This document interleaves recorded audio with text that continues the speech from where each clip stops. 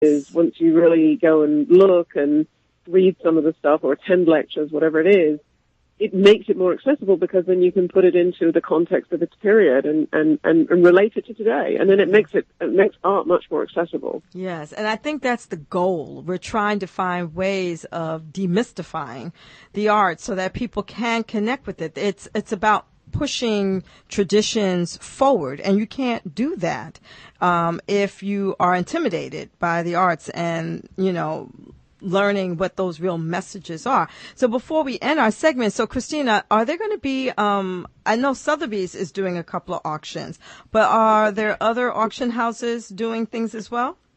So Sotheby's has 11 auctions and 2 exhibitions, selling exhibitions. I believe Christie's has 6 auctions. Wow. And Bonhams, Doyle, and iGavel also have auctions. Wow. So there are a lot of auctions. The auctions will all take place pretty much, I think, next week, starting on Monday. Mm-hmm. So they're all on exhibit this weekend.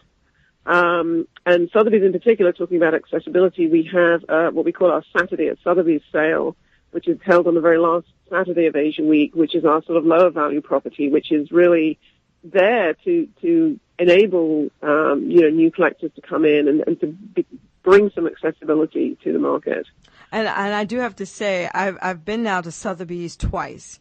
And, when you're in museums, they're always telling you do not touch. But in Sotheby's, you can touch some of the artifacts. You can look at them, examine them, get close to them, because hopefully if you're interested in them, you can purchase them and it will be a part of your personal collection. Well, the best way to learn is to really look at things and handle them and look at them up close and, understand what it is that you're buying. I mean, in that most people collect actually not really for investment, but because they love these pieces. Yes, they do. Well, I just want to thank you ladies so much. Now, Asia Art Week goes through the 24th, correct? Correct. And people could go to the website. What is the website? It is, that's a really good question. Asia Week NY, I think it is, isn't it? Asia Week or is it AsiaWeekNewYork.com? I can look right now. Okay, so while she's looking at it, I just wanted to let our listeners know you can go onto the website. They have images of various pieces from each dealer that's participating, with some background information about the piece. Another favorite of mine is Joan Mervis. I love her Japanese ceramics. They're quite good. Gagosian. That is an excellent exhibition at Gagosian on 980 Madison. They're on the upper floors. I believe it might be 4 or 5. Excellent, excellent work, particularly the drum stand. Yes, I thought that was the very website. good. I have the website now. Okay. So it is AsiaWeekNY.com. Okay, great. So our listeners can go to the site. You can see things. It's free to go to these various places. Don't let the weather hold you back. I think it will be decent, maybe a little chilly, but I say to people, go out there, see it. You really will have a great time. So ladies, thank you so much for joining us. Thank you. Thank you. Thank you. Right. We hope to see everybody during the next couple of days. All right. Bye-bye. Okay. Bye-bye. Thank you. Bye-bye.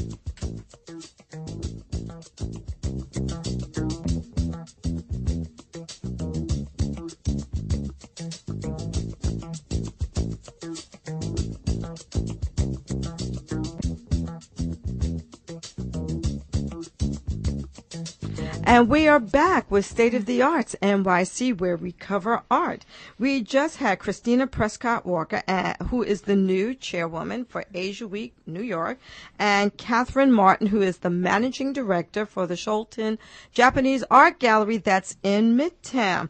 They were talking about Asia Week New York. They've been getting a lot of coverage. And now we have joining us live in the studio, we have Lauren Flank. Now, Lauren Flank is here representing the Short Film Festival.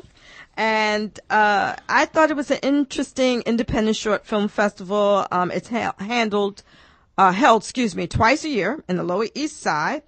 And it's a festival by filmmakers, for filmmakers, but also for the public. And so they do a lot of interesting works. Some of it has some very interesting, subject matters. And Lauren, in addition to being involved with film, she's also involved with dance. Yes. And she loves it, and she's been doing this for quite some time, and she also started a film production company, correct? I did, yes. And I just want to say thank you so much for having me on today. It's welcome. Really amazing to be amongst all of these other women who are lifting up artists and empowering women to be involved in and experience art. So great. So tell us about this little film festival. Tell us more about it. Yeah, so the film festival is called Shorts Night NYC. And like you said, it's held in the Lower East Side at a wonderful arts organization. If you don't know it, you should check it out, called Arts on Site. And they provide affordable space for artists to create, develop, and provide platform for new works. And so we are partnering with them for the third time. And so that's where the festival is going to be held actually tomorrow. Oh, great. Yeah. And so this year we received a wealth of wonderful submissions. Okay. But what was really exciting is we received a ton of submissions from female filmmakers local to New York City. And so we're super excited to be showcasing a wealth of filmmakers and films and subject matter, but especially from those female filmmakers. Do you have any particular ones you want us to know about? Yeah, I would love for everyone to go on our website and look to see who was selected for tomorrow's short film festival. But one that I would love to point out is Francesca Andre, and she just did a wonderful short called Charcoal. It actually had a screening at BAM recently in their women's filmmaking series during Black History Month, and so we're super excited to have her screening it at Shorts Night as well. And then in addition to that, we're expanding our programming this year with educational programming. So New York Women in Film and Television, NEWIFT, as well as NYC Women Filmmakers have been super supportive in us rolling and launching out this new initiative. And what we're going to do is we're going to have a fundraising seminar so that filmmakers can learn how to fund and create buzz about their new work, as well as a female filmmaking panel. And so we're super excited to have lovely women there from lots of different backgrounds, experience levels, who are becoming pillars, especially in the New York City filmmaking scene. So a couple notable female filmmakers on that panel are Tracy Sayre and Katrina Medoff. They just did an entire weekend women's filmmaking challenge where they produced, I believe, correct me if I'm wrong, ladies, but I believe it was like 9+ films created in one weekend. Wow. With all women crews, all written, directed, acted, produced. The sound people were women. The lighting gaffers were women. The directors were women. The actors were women. And so not only will they be on the panel, but another lovely woman, Sydney Hugh, who runs NYC Women Filmmakers, will also be with us. And so we're going to just have an amazing, come as you are casual day. But we're really going to get into the nitty gritty of filmmaking, especially independent filmmaking, and also, how we can lift up unheard voices and make sure there's access and opportunity, especially for women filmmakers. So we're super, super excited about tomorrow. Well, I never told you. Yeah. Oh, no. Many, many, many, many years ago, I did a short film. Really? What? You should put it up. Oh, my God. I can't find the film anymore. But it was a short film. You talk about women gaffers, women this. Yeah. And I was sick that weekend too. I had the flu, but always happens. Yeah. I pushed through, and amazing. My mother was the craft person. Oh, craft services. Wow. And she decided. Oh no. That she was going to really feed everybody because I didn't do a great job and making sure that the menu was expansive enough. So she made peas and rice Caribbean style with the coconut milk, and she went on to have like the jerk chicken, and we had all this food. Can I hire her for my next? Oh no, she's gone. She's moved. She's transitioned. But let me tell you, they kept saying, "Savona, your mother made this." That's amazing. And they kept eating, and I kept saying, "Stop! We gotta stop." We have work to do. Yeah, we got work to do. But oh God, you brought back a memory I haven't dealt with in a long time. But no, that's really good. It's very important because even when you do independent films, it's just getting that experience because the film industry is still a very tight knit industry. Definitely. Part of it I can understand. When you're doing something that important, that costs that much money, you want to make sure that the people you have behind the scenes can do the job. Definitely. First and foremost. But then the second thing, how do you give people the opportunity to do the job? Definitely. So I'm strongly suggesting to listeners, volunteer on some of these independent film projects. Get your feet wet. Absolutely. Even if you're, in your 30s, I know that seems like, that's young, 40s or even 50s, you may want to transition from writing to directing or to lighting.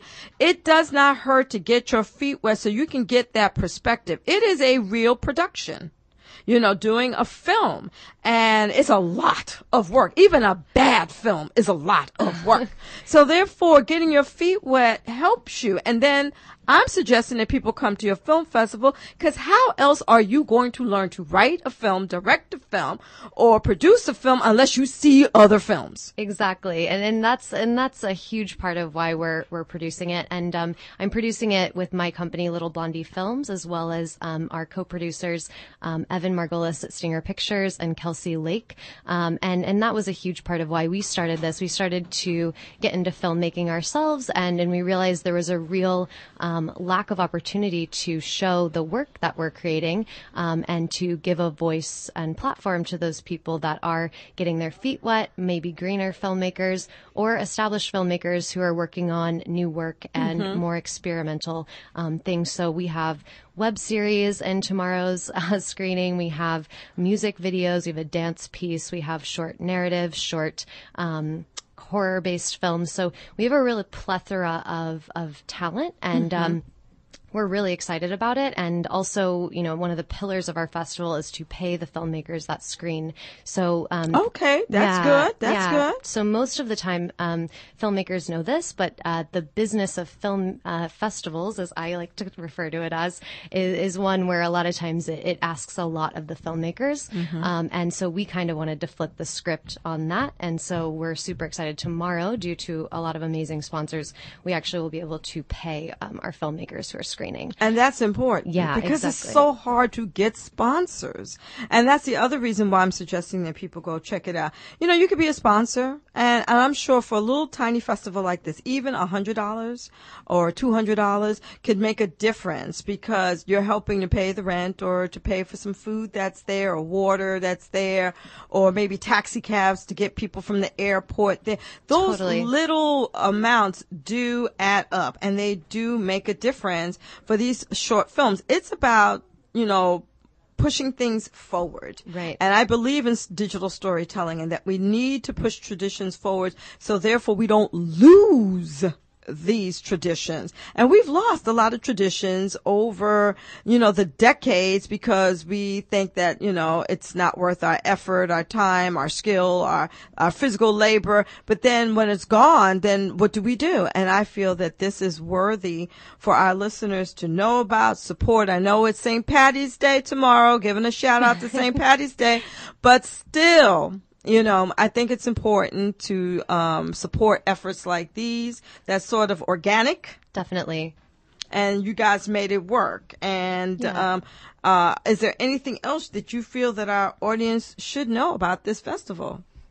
Just thought it's going to be a great time. And as you mentioned earlier, it really is a grassroots festival. So it's a come as you are. If you're a film lover, if you're wanting to get involved in film, it's going to be a great way for you to meet other filmmakers who always need help. There's always a place for you in production, but it's going to be a great day filled with people who love film. And so whether you just enjoy watching film, or you want to be involved in a greater sense, maybe you are a director or a budding sound person, we want to have you there, because it's going to be a great day of community building as well as watching finished films, because it really is, like you said, it's the people and it's the experience that you get by doing. And so we just want to give people the ability to do that through the festival. And again, there's just going to be some lovely people there, those with a ton of experience and those just starting out. So we hope that all of you listening are at least able to take a look at our website, shortsnight.com. And if you can make it out, we would love to have you. All right. Well, thank you so much, Lauren, for joining us. We're going to take a break, and we have a couple of announcements to make when we get back. Thanks so much. Bye.